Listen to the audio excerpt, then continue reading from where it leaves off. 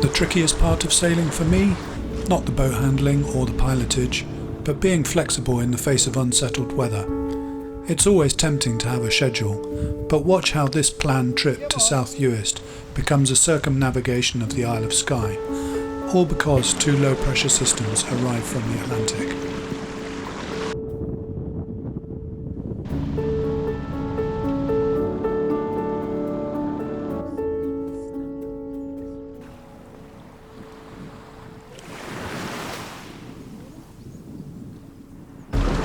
Here we are. Oh, here we are. Here we are indeed. And so we're going round Ardnamurchan Light. Not a bad day. A little bit of rain. Oh. A little bit of roll. A little bit of roll.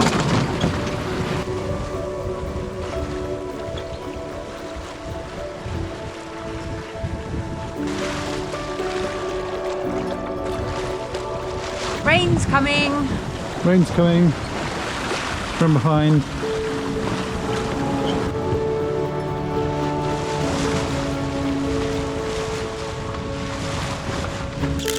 After a short stop in Isle of Skye, we took the tide north through Carl Rea and under the Skye Bridge to Plockton.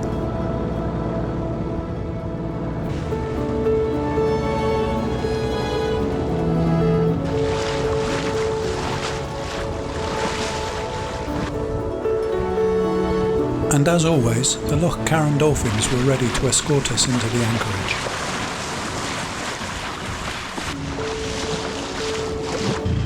A very peaceful Plockton this morning, and we're planning to head off to Rassie. We've got a market over on the island just there, so that will be today's entertainment. Not a lot of wind, but at least it's not howling and chucking down the rain. This forecast was the first to change our plans. Strong winds were expected in South Uist in 2 to 3 days' time, and so we decided to delay our crossing to the Outer Hebrides and stay in the Inner Sound.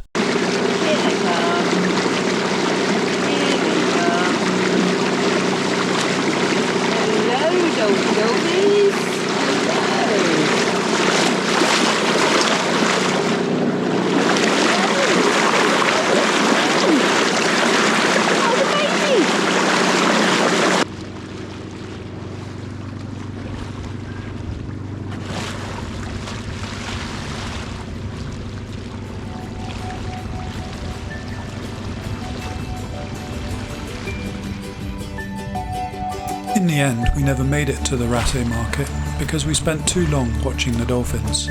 But as we neared Tianavaig Bay, on Skye, we were in for a real treat. A white-tailed eagle flew by with his dinner.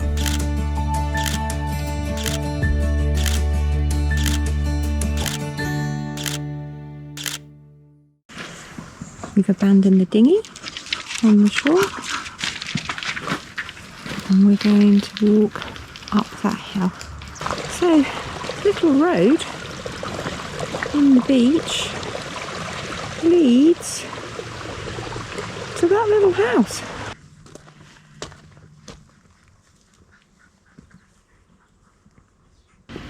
There's the bay.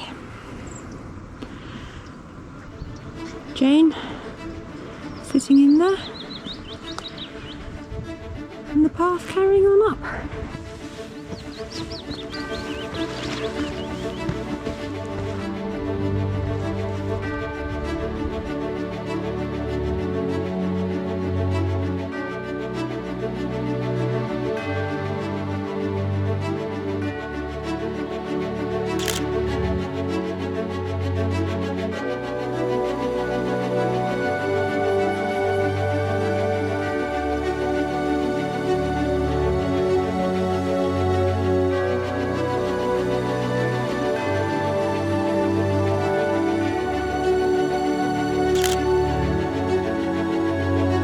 After climbing the hill, we'd worked up a bit of an appetite, so it was time to find some food.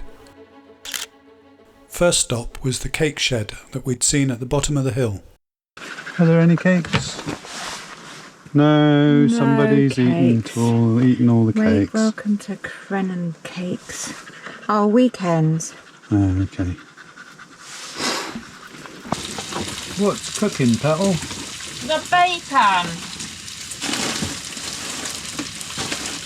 Oh, you got that video camera out? I have.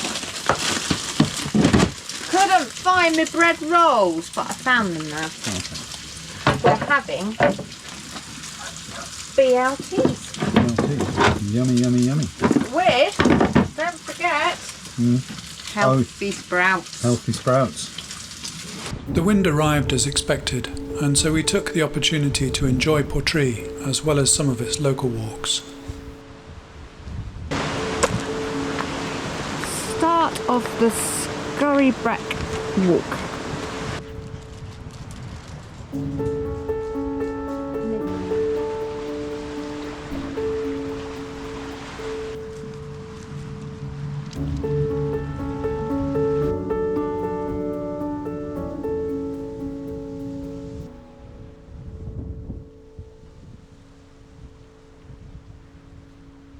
If you're enjoying this video, please help us by hitting the like button.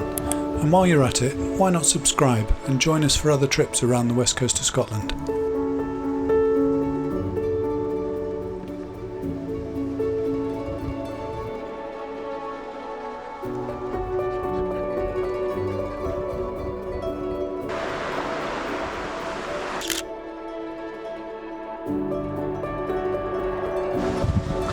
Scurrybrack path this way.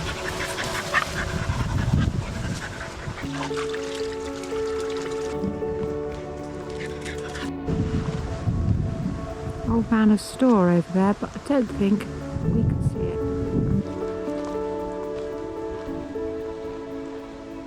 it. 3 kilometres. The Scurrybrack circuit. As the winds died, we made the short sail from Portree to Rona, a great starting point for a trip to the Hebrides. After the dinghy, Pippi's favourite bit about sailing is fishing.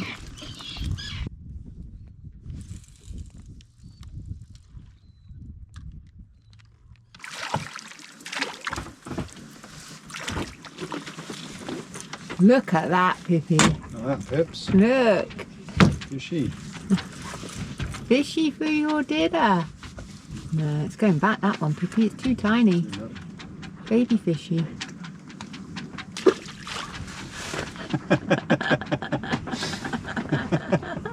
Where'd it go, Pippi?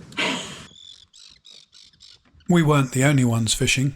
A large number of terns were also diving around the anchorage in search of sprats. We watched for a while, but it was soon time for an evening walk.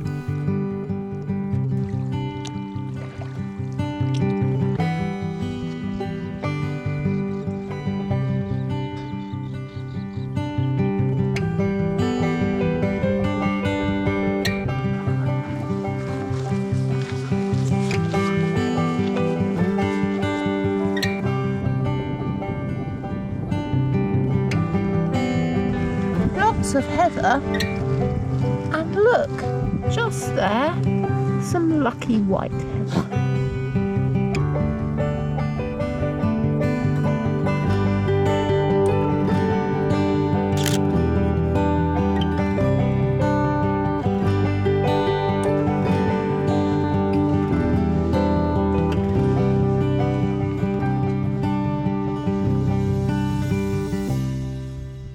Our plans changed again when we looked at the weather that evening. Storm Betty first appeared in the forecast with gale force winds and made a trip to the Uists impossible for us this year. We decided instead to explore the west coast of Skye and the small isles, Rum and Muck. We're going up to the very north tip of Skye and going round down the west coast. There's Floddy Island we went past. Rona in the distance. How are we doing now, Skipper? We're bombing along. Bombing along. Doing 7 knots. It's quite breezy. It is, yeah. 20-25 knots. There's the Uist. Bit blue sky that way.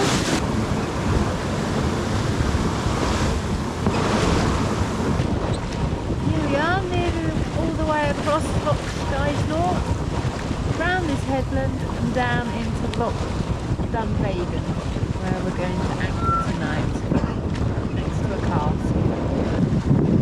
Waternish Point Lighthouse. We'll go down there. Loch Dunvegan Castle. On a misty grey morning. Drizzle.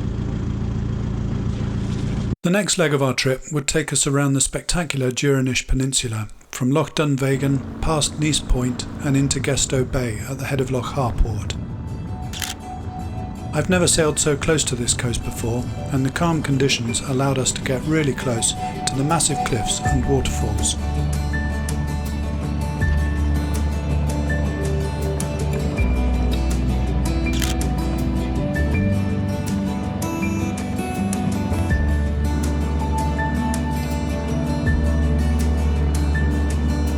Gesto Bay is a beautiful sheltered anchorage with views up Loch Harport with the Coolins beyond. On the night we were there, it wasn't the quietest though.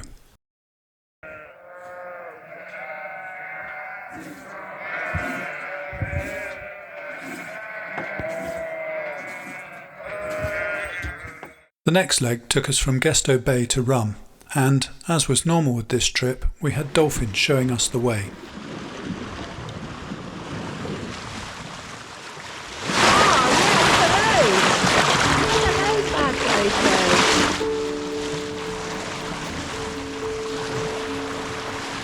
The route past Talisker Bay, famous for its distillery, and Loch Skye, which we had visited a couple of years ago in very settled conditions.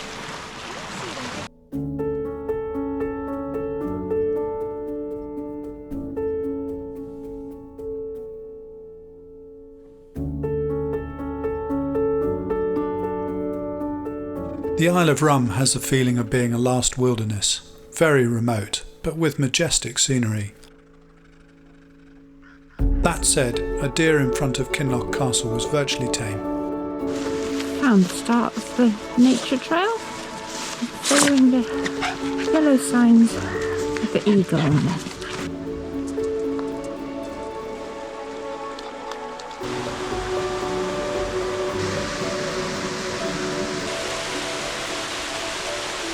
We must be going the right way, because there's the sign. Up and over the little bridge.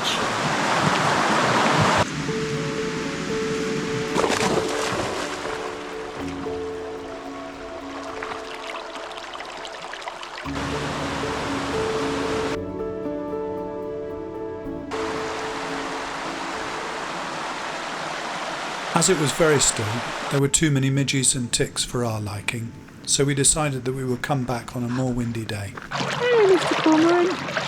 Oh, actually, I think you might be a shag because you're all black, aren't you? There he goes. The last leg of our trip took us from Rum to the Isle of Muck. Although with no wind, the engine was on again. We were expecting the wind to switch southeast overnight with the approaching storm, so we decided to anchor in Tianavaig Bay on the north side of the island. Under clear blue skies, there's no better place.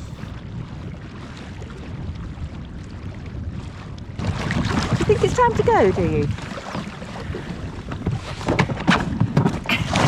She's in. Big sandy beach. Our boat anchored just off there. An absolutely stunning views.